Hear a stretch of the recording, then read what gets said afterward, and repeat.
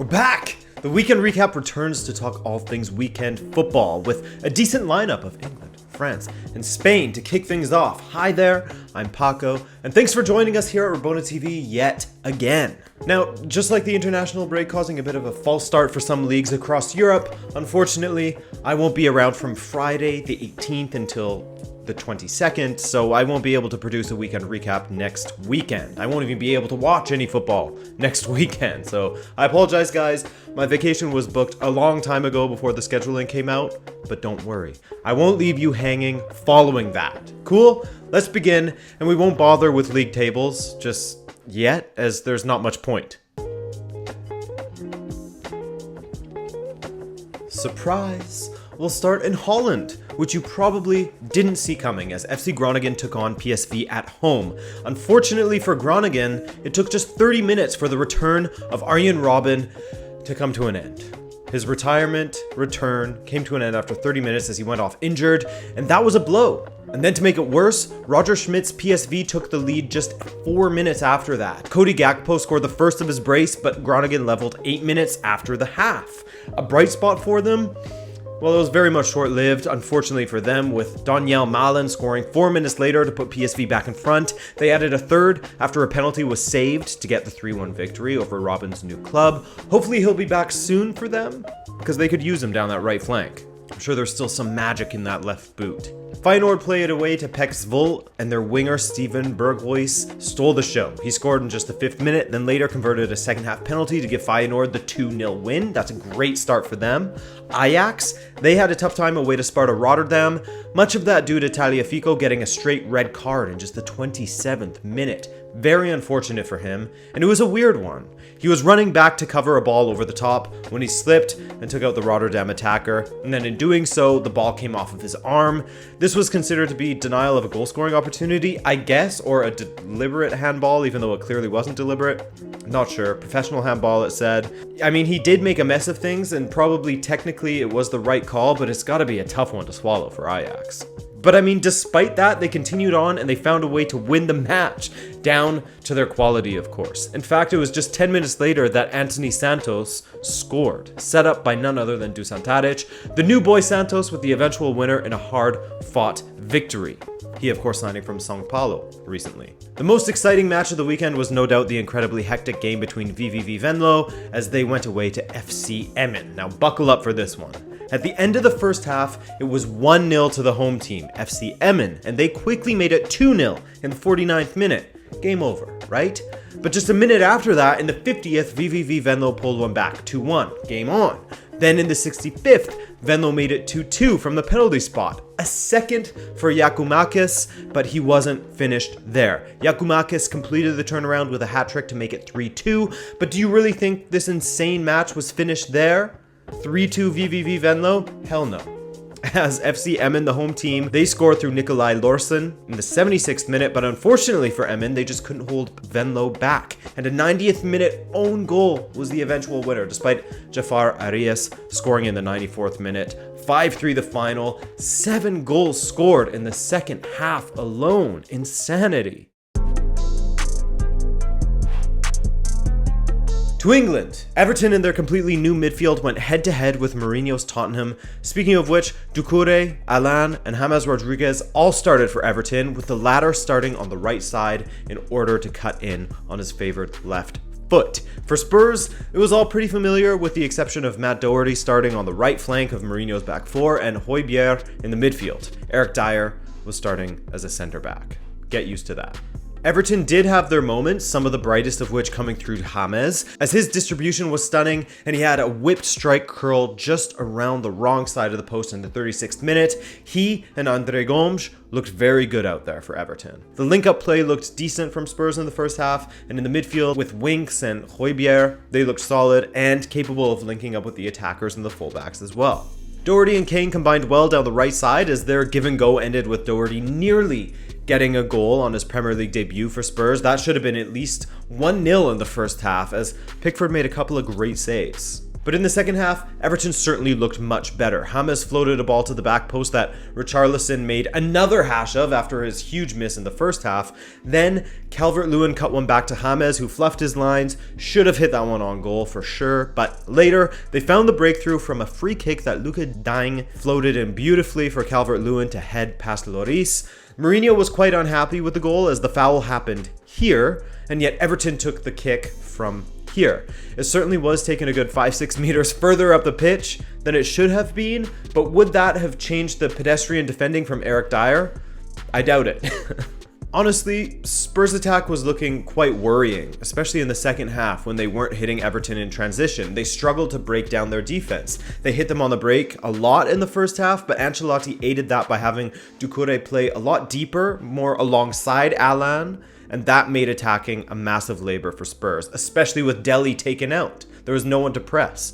No goal scored by Spurs. They didn't really come close in the second half, and Ancelotti and Everton looked good. Great performances from James, Doucouré, and Allan to get their season started, and to hand Jose Mourinho his first opening day loss ever, and at home to boot. Newcastle United versus West Ham, that was a very evenly contested match that Steve Bruce came out on top of. I do feel for West Ham though, as they had 2 strikes hit the bar in the first half alone, and they certainly looked better than last season. Even in the second half, they had periods of domination over Newcastle United, Haller coming close, etc. But they just had a mix of poor luck and a lack of clinicality. That's a recipe for a loss. As I said in my Premier League preview, I really do love the signing of Callum Wilson for Newcastle, and his 56th minute goal was the eventual winner in a 2-0 victory. Jeff Hendrick put in a man-of-the-match performance as he had the presence of mind to flick on a header at the near post for Wilson to just touch beyond Fabianski. He heads that towards goal, it's not going in. No way. Then, late in the game, Hendrick grabbed a goal himself as Miguel Almiron and Carroll combined just outside of the box before the Paraguayan squared to Hendricks to drive one into the top corner, 2-0. Good start for Newcastle to get 3 points on the road.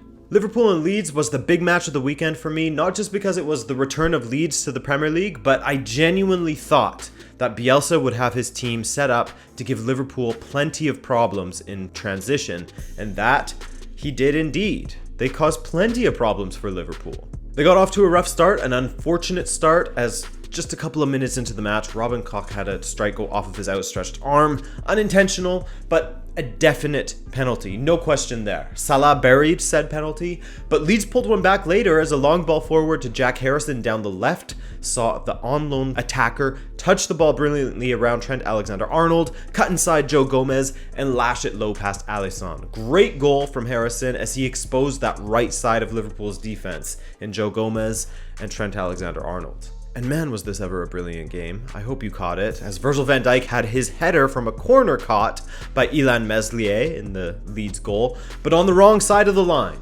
Again, a rough intro to the Premier League, as Koch was easily evaded by Van Dijk for that goal. But man, Leeds would not die in this game, as once again they found themselves behind, but once again they found a way back in as Van Dijk made a massive error from another ball over the top, leaving Bamford the easiest goal he'll score, 2-2, and yes, Liverpool went right back into the lead before the half was up as Salah rifled a volley into the top corner. Unsavable strike from the failed clearance. Beautiful goal from Mohamed Salah. A lot of crazy games this weekend, hey? And Leeds, their first goal from Harrison was a great ball forward, followed by some individual brilliance, but their third is one that Bielsa will be especially proud of. A ball wide to Helder Costa, and the Portuguese winger spotted Click making a run into the box from the midfield. He wasn't picked up by Van Dijk or Gomez, and he controlled and slammed the ball past Alisson. 3-3. What a match. 6 goals so far, and Liverpool did have what would have been the 7th goal of the match called back due to a foul off the ball by Curtis Jones, but they did find the winner again from the penalty spot as Salah completed his hat-trick. Solid performance from him, though I did find that he's still frustrating with his decision making at times, always trying to shoot when he has an easy pass inside to one of his teammates. But beyond that, another one of the new Leeds players had an unwelcome start to their Premier League campaign, as it was their new striker Rodrigo, who came on as a substitute, who tripped up Fabinho for the penalty. It was some good fishing by Fabinho to win that penalty, by the way. Despite the loss, there were plenty of positives for Leeds to take from this match, and I look forward to seeing how they handle their next few matches against Fulham and Sheffield, and then of course Manchester City and Wolves. Crystal Palace versus Southampton in the battle of the teams that will likely finish lower mid-table, and it wasn't my favorite match of the weekend, that's for sure. The man whose future is constantly in question, Wilfried Zaha, scored within the first 15 minutes of the match as he was left completely unmarked at the back post. Great finish from him, and he later had a goal disallowed, robbed of his brace. Extremely frustrating match for Southampton as they were dominant but wasteful. Crystal Palace were extremely economical, as with the few opportunities they had, they carved out some genuine chances. Arteta's Arsenal continued to churn out decent performances, this time taking on the newly promoted Fulham and taking care of them very easily. Fulham struggled to generate anything meaningful as far as chances go, as I believe 4 out of their 5 strikes on goal came from outside of the box. One of the biggest differences Arteta has made on this Arsenal side is their defensive organization, and that was on display in this match, even if it had a bit of a different shape than usual. Tierney, Gabriel, and Holding starting at the back, with Maitland-Niles and Bellerin hustling down the flanks to join in on the attack. I mean, limiting your opponent to just 1 attempt on goal inside the box, that's solid. Gabriel had a solid showing, by the way, for a young newcomer to the league. He's only 22, but he did well defensively and grabbed a goal to boot. Lacazette scored the opener in just the 8th minute, and Willian had a free kick hit the post in a match where Willian truly showed his worth and how he'll be a valuable addition to this Arsenal attack. He set up both Gabriel's and Aubameyang's goals, 2 assists and a free kick that kissed the post. Not bad at all. But again, this is against Fulham, but still, the signs are there. Aubameyang is continuing his great vein of form, and much will be expected of him in the coming season, especially if he is to get that rumored contract. But yeah, good for Lacazette to grab a goal, as maybe with some confidence he can find some consistency in his finishing, something that he's lacked. Leicester took on West Brom, another team I have going down alongside Fulham, unfortunately. And while West Brom were staying in the match for the opening 30 minutes, from that point forward, it was Leicester for the rest of the match. Now, another guy I pointed out in my preview as a player I thought would surprise people this season, new boy Timothy Castagne from Atalanta, and he certainly got started on the right foot as the fullback scored in the 56th minute, with Prate floating in a tasty ball for Castagne to head in on his debut. Well done to him. Then Jamie Vardy scored a couple of penalties, the first one coming courtesy of a clumsy bit of defending from Kyle Bartley, an off-the-ball foul on Vardy, with Vardy doing the honors from the spot, rolling it into the bottom corner. Love those kinds of penalties. That goal meant that he has scored in every single visit to the Hawthorns, 5 visits, and he scored on every single one of them. He completed his brace in the 84th from the spot, this one from O'Shea hacking down James Justin. 3-0, a controlled match from Leicester, and that meant that every single promoted team lost in the opening match day. Of course, some heavy hitters are yet to play as Chelsea take on Brighton today. Sheffield United and Wolves as well will be playing. It will be a strange start, with teams playing at random times, random days, some not getting their debut until next weekend. You know, the teams that were playing in Europe, they get a bit of an extended break. In France, we're already in the 3rd match day of the season, and PSG played just their 2nd match as they had an extended break thanks to their Champions League run, and now they have to play without a few key players in their team due to some COVID-19 cases. The Ibiza boys all got it, but editor Adrian will tell you if the guys are in the matchday squad. They lost their first match of the season against RSC Lens, and yeah, PSG is missing a few players, of course, and they have Thilo Kehrer playing as a center back, and they're missing a striker, and a winger, and a keeper, but still, with Verratti, Herrera, Sarabia, Guy, Bernat, Kurzawa, Kimpembe, etc., all on the pitch, you'd expect much better from PSG. This weekend, they faced off against Marseille in Le Classique, and editor Adrian will take care of that right now, as I believe some of the COVID-19 infected players have indeed returned for Le Classique. Is that true?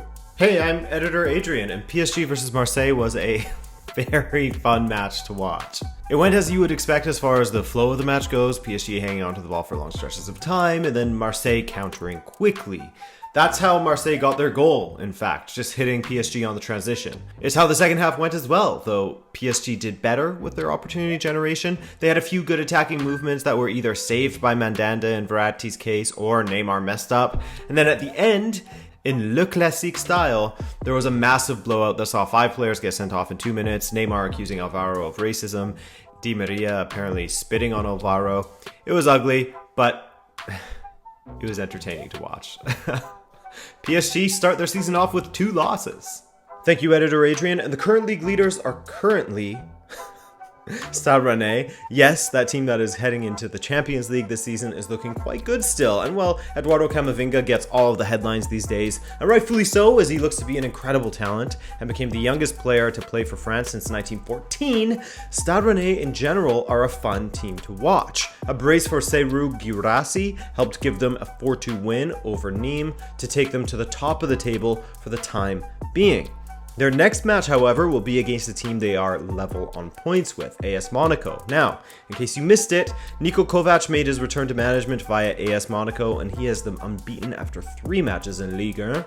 Early days yet, but this could be a good club for him to sort of rebuild his reputation at. You know, it's the right sort of stature for him. So far, they have tied Stade Reims, they beat Metz 1-0 away, and they beat Nantes 2-1 at home. Good stuff so far, but I'm looking forward to that match against Stade Rennais in match day 4. Oh, and Monaco's win over Nantes was Cesc Fabregas' 800th match as a professional, so a big shout out to him. That's an insane number. Lille are also undefeated thus far, as the team that is constantly picked apart each summer has had the same trajectory as Monaco, a draw and 2 victories. No goals for Jonathan David thus far, the pride of Canada. I mean, Lille has had a hard time scoring across the squad, only 3 goals in 3 matches, but I look forward to celebrating his first Liga goal. I'm gonna go hard. Spain kicked things off this weekend as well, though if you were looking for any of the big 3 or 4, including Sevilla, you wouldn't have found them, as they are starting next weekend. And so we had Granada picking up from where they left off last season. As you'll remember, they finished in 7th place and made the Europa League qualifiers. They took on Athletic Bilbao and got out of the blocks with a 2-0 win over the Basque boys. Yangel Herrera and Luis Milla scored 2 goals in 4 minutes to cap off a great counter-attacking display from Granada. They had just 2 attempts on goal, and they scored with both of them. Sometimes it really do be like that. Frustrating match for Bilbao, as they just couldn't break down Granada's defense. They hit the woodwork. Frustration all around.